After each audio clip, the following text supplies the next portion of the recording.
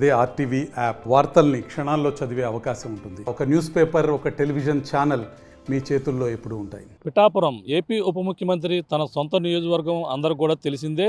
మనకి ప్రధానంగా ఎన్నికల సమయంలో ఏదైతే హామీ ఇచ్చారో ఆ విధంగానే పిఠాపురాన్ని ఒక మోడర్న్ నియోజకవర్గంగా తీర్చిదిద్దుతామని, అలాగే ఈ యొక్క పిఠాపురంలో ఒక టూరిజం హబ్గా కూడా టెంపుల్ టూరిజం హబ్గా తీర్చిదిద్దాని పవన్ కళ్యాణ్ అయితే ఎన్నికల సమయంలో హామీ ఇచ్చారు. ఆ విధంగానే పిఠాపురంలో పనులు ఒక్కొక్కటి చకచక జరుగుతున్నటువంటి పరిస్థితి ఉంది. పిఠాపురం అర్బన్ డెవలప్మెంట్ కూడా ఇక్కడ ఏర్పాటు చేసినటువంటి పరిస్థితి ఉంది. అలాగే పిఠాపురంలో ఇప్పటికే పలు విధాలుగా అంటే మనకి ఓ పక్కన టూరిజం ఏదైతే పిఠాపురం పాదగయ పుణ్యక్షేత్రం, అలాగే దత్తాత్రేయ పుణ్యక్షేత్రంతో పాటు పిఠాపురంలో ఇక్కడ 10వ శక్తిపీఠం ఉన్నటువంటి ప్రాంతం కావడంతో మరింత టూరిస్టులను అలాగే వివిధ ప్రాంతాల నుంచి వచ్చినటువంటి భక్తులకి అన్ని విధాలుగా సౌకర్యాలు కూడా ఏర్పాటు చేసినటువంటి పరిస్థితి ఉంది. అందులో భాగంగానే పిఠాపురంలోనే ఇప్పుడు ప్రధానంగా మనం చూసుకుంటే ఇక్కడ మొత్తం అన్ని ప్రాంతాలు కూడా డెవలప్ చేసే విధంగా కూడా చేసుకున్నారు. అలాగే ముఖ్యంగా ఇక్కడ పాదగయకి ఆనుకున్నటువంటి ప్రాంతం, అలాగే ఇక్కడ కాకినాడ నుంచి కత్తిపూడి వెళ్ళే మార్గంలో ఇక 216 జాతీయ రహదారి పక్కనే ఇక్కడ నగర వాటికను కూడా సిద్ధపరుస్తున్నారు.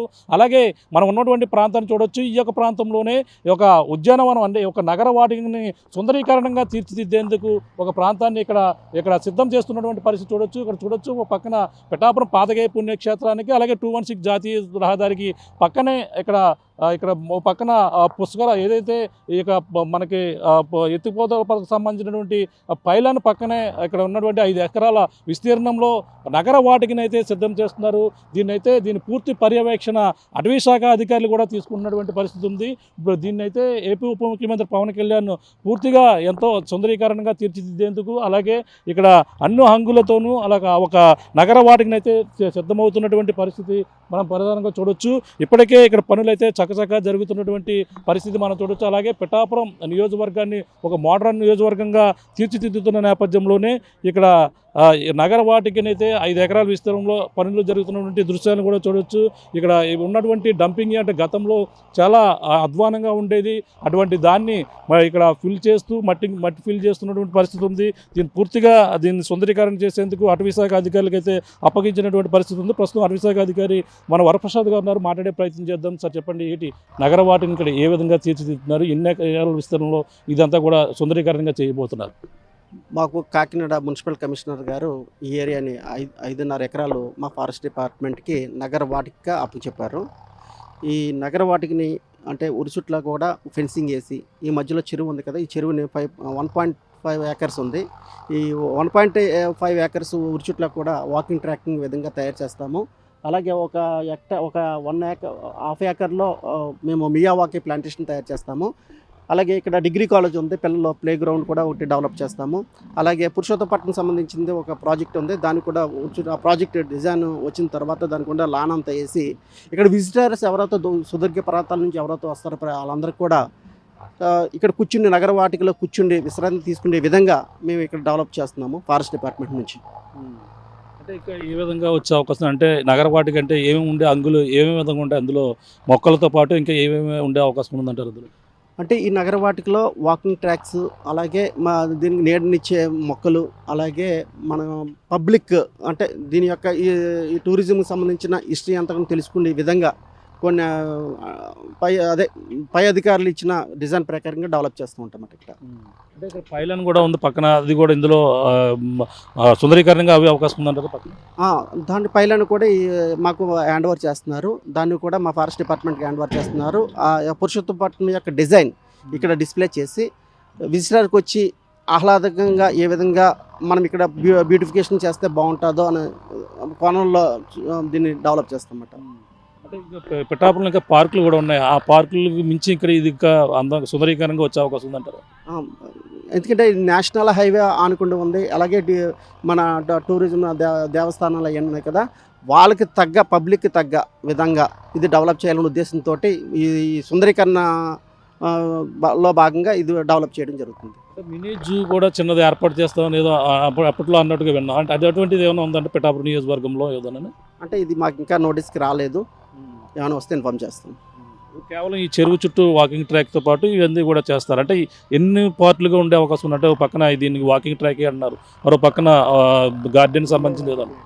అంటే మియావాకి ప్లాంటేషన్ అంటే ఏముంటాయండి అందులో మీ వాకింగ్ దగ్గరగా ప్లాంట్స్ అన్ని నాటి దాని యొక్క గ్రీనరీ డెవలప్ చేస్తారన్నమాట ఒక ఏరియా. అలాగే ఈ చెరువు ఉంది కదా, ఈ చెరువు చుట్టూ కూడా వాటర్ ప్యూరిఫై చేసి దాంట్లో కొంచెము పిల్లలు ఆడుకునే గేమ్స్ ఆడుకునే కొన్ని ఏర్పాటు చేస్తారని మా నోటీస్లో ఉంది.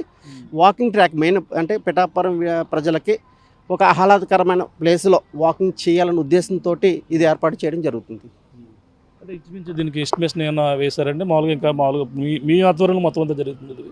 ఇది ఫారెస్ట్ డిపార్ట్మెంట్ నగర వాటికలో భాగంగా ఇది 95 లక్షల రూపాయలు నిధులు సమకూర్చారు. ఆ నిధులతో ప్రస్తుత ఫేజ్లో ఇవన్నీ కూడా డెవలప్ సుందరీకరణ చేస్తాం. ఇది ఇప్పుడు ఫిల్లింగ్ ఏ విధంగా చేస్తారు? మట్టి అన్నీ కూడా ఇప్పుడు అంతా ఫిల్ చేస్తున్నారు, ఇదంతా కూడా ల్యాండ్ అంతా కూడా బాగుందని అంటారు.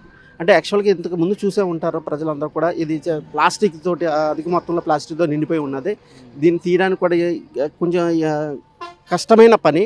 దాని మీద మేము ఏం చేస్తున్నామంటే ఒక 1/2 మీటర్ హైట్లో ఈ గ్రావెల్ ఫిల్లింగ్ చేసి దీన్ని సుందరీకరణ చేస్తాము అంతా. Thank you.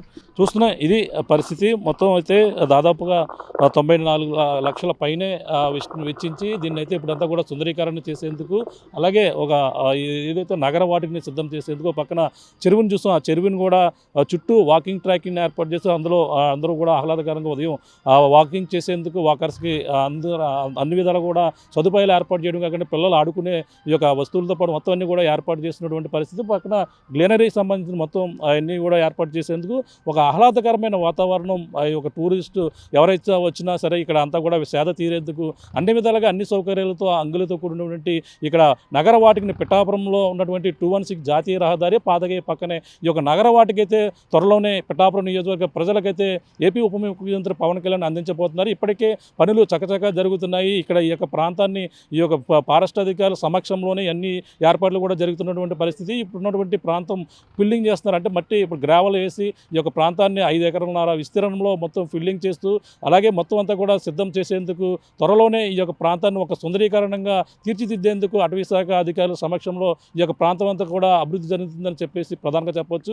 ఏదేమైనా పవన్ కళ్యాణ్ ఉప ముఖ్యమంత్రి తన సొంత నియోజకవర్గంలో ఎన్నికల సమయంలో ఇచ్చినటువంటి వాగ్దానం ఏదైతే ఉందో పిఠాపురం నియోజకవర్గం మోడర్న్ నియోజకవర్గంతో పాటు ఇప్పటికే పడా ఏర్పాటైంది. పిఠాపురం ప్రభుత్వ ఆసుపత్రి 100 పడకల ఆసుపత్రి అయింది. అలాగే ఇప్పుడు ఏదైతే ఇక్కడ 216 జాతీయ రహదారి పాదగయ్య పక్కనే నగర వాటికైనా సుందరీకరణగా తీర్చిదిద్దేందుకు పనులు జరుగుతున్నటువంటి పరిస్థితి ప్రధానంగా పిఠాపురంలో కనపడుతుందని చెప్పాలి. ఇది కూడా ఉన్న తాజా పరిస్థితి. కెమెరామెన్ సతీష్తో ప్రకాష్, RTV పిఠాపురం నుంచి. మరిన్ని వీడియోస్ కోసం ఛానల్ ని సబ్స్క్రైబ్ చేయండి. లేటెస్ట్ అప్డేట్స్ కోసం వాట్సాప్ ఛానల్ ని ఫాలో అవ్వండి. ఆ లింక్ డిస్క్రిప్షన్ లో ఉంది.